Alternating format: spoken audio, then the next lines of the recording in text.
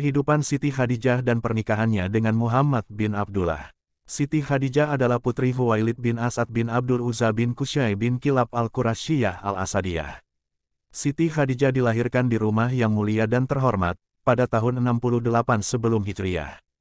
Khadijah tumbuh dalam lingkungan yang keluarga yang mulia, sehingga akhirnya setelah dewasa ia menjadi wanita yang cerdas, teguh, dan berperangai luhur. Karena itulah banyak laki-laki dari kaumnya yang menaruh simpati padanya.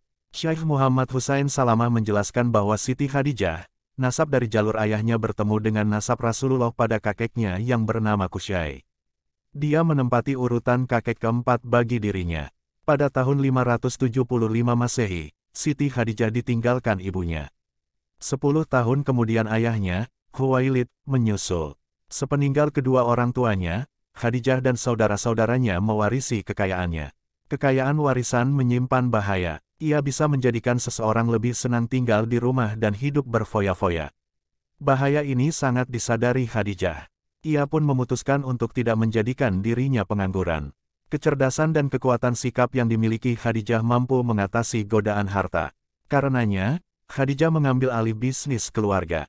Pada mulanya, Siti Khadijah menikah dengan Abu Halah bin Zurarah at-Tamimi. Pernikahan itu membuahkan dua orang anak yang bernama Halah dan Hindun.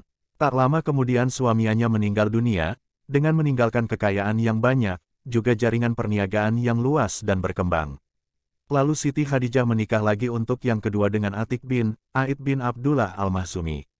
Setelah pernikahan itu berjalan beberapa waktu, akhirnya suami keduanya pun meninggal dunia, yang juga meninggalkan harta dan perniagaan. Dengan demikian, saat itu Siti Khadijah menjadi wanita terkaya di kalangan bangsa Quraisy.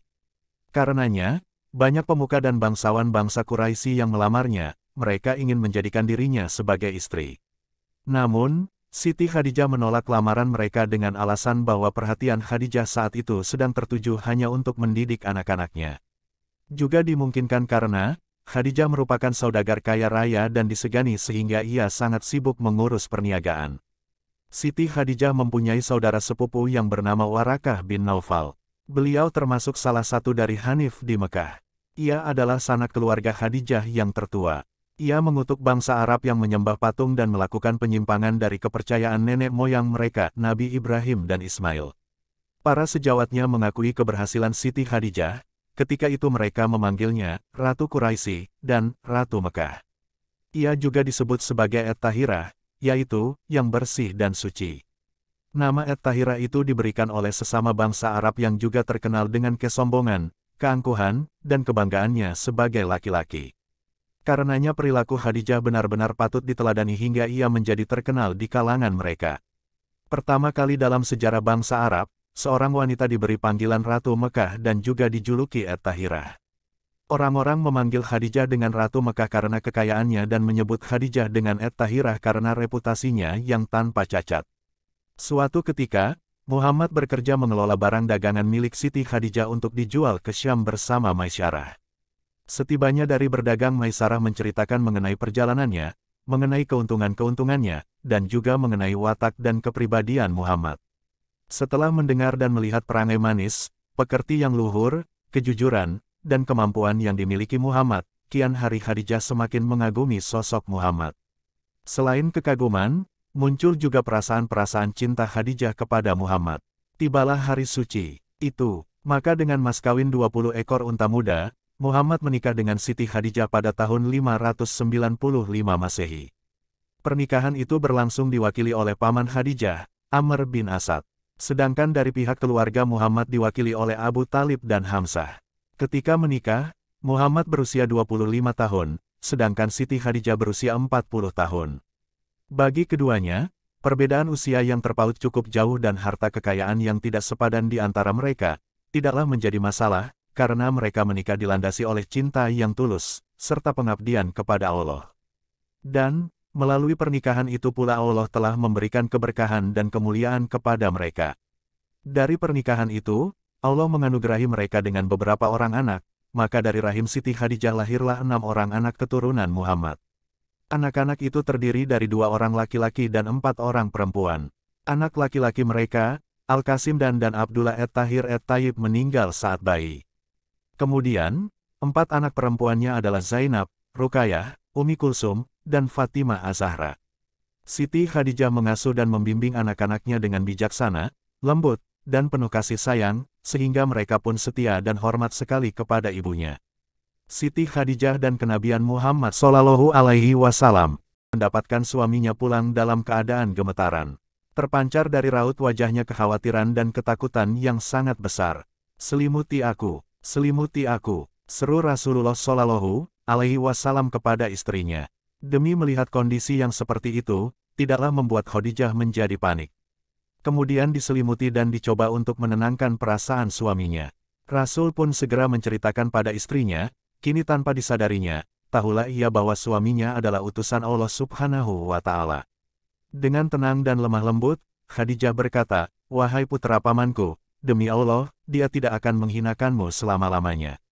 Karena sesungguhnya engkau termasuk orang yang selalu menyambung tali persaudaraan, berkata benar, setia memikul beban, menghormati dan suka menolong orang lain."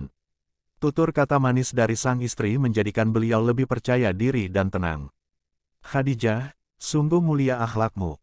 Di awal permulaan Islam, peranan Khadijah tidaklah sedikit. Dengan setia ia menemani suaminya dalam menyampaikan risalah yang diemban oleh beliau dari Rabb Subhanahu wa Ta'ala. Wanita pertama yang beriman kepada Allah ketika Rasulullah Shallallahu Alaihi Wasallam mengajaknya menuju jalan Rabb-nya. Dia yang membantu Rasulullah Shallallahu Alaihi Wasallam dalam mengibarkan bendera Islam bersama Rasulullah sebagai angkatan pertama. Dengan penuh semangat, Khadijah turut berjihad dan berjuang, mengorbankan harta, jiwa, dan berani menentang kejahilan kaumnya. Khadijah seorang yang senantiasa menenteramkan dan menghibur Rasul di saat kaumnya mendustakan risalah yang dibawa. Seorang pendorong utama bagi Rasul untuk selalu giat berdakwah, bersemangat dan tidak pantang menyerah. Ia juga selalu berusaha meringankan beban berat di pundak Rasul. Perhatikan pujian Rasul terhadap Khadijah. Dia, Khadijah, beriman kepadaku di saat orang-orang mengingkari. Ia membenarkanku di saat orang mendustakan. Kebijakan, kesetiaan dan berbagai kebaikan Khadijah tidak pernah lepas dari ingatan Nabi Shallallahu Alaihi Wasallam. Bahkan sampai Khadijah meninggal, ia benar-benar seorang istri yang mendapat tempat tersendiri di dalam hati Rasulullah Shallallahu Alaihi Wasallam. Betapa kasih beliau kepada Khadijah, dapat kita simak dari ucapan Aisyah.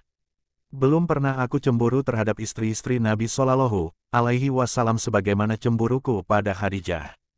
Padahal aku tidak pernah melihatnya. Tetapi Nabi Shallallahu Alaihi Wasallam selalu menyebut-nyebut namanya, bahkan ada kalanya menyembelih kambing dan dibagikannya kepada kawan-kawan Khadijah. Bahkan pernah saya tegur, seakan-akan di dunia tidak ada wanita selain Khadijah. Lalu Nabi menyebut beberapa kebaikan Khadijah, dia dahulu begini dan begitu, selain itu, aku mendapat anak daripadanya." Wafatnya Siti Khadijah. Setelah berakhirnya pemboikotan kaum Quraisy terhadap kaum Muslim, Siti Khadijah sakit keras akibat beberapa tahun menderita kelaparan dan kehausan. Semakin hari kondisi kesehatan badannya semakin memburuk. Dalam sakit yang tidak terlalu lama, dalam usia 60 tahun, wafatlah seorang mujahidah suci yang sabar dan teguh imannya, Sayyidah Siti Khadijah Al-Kubra binti Khuwailid. Siti Khadijah wafat dalam usia 65 tahun pada tanggal 10 Ramadan tahun ke-10 kenabian, atau 3 tahun sebelum hijrah ke Madinah atau 619 Masehi.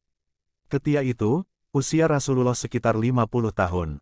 Beliau dimakamkan di dataran tinggi Mekah, yang dikenal dengan sebutan Al-Hajun. Karena itu, peristiwa wafatnya Siti Khadijah sangat menusuk jiwa Rasulullah. Alangkah sedih dan pedihnya perasaan Rasulullah ketika itu. Karena dua orang yang dicintainya, Khadijah dan Abu Talib telah wafat, maka tahun itu disebut sebagai Amul Husni, tahun kesedihan dalam kehidupan Rasulullah.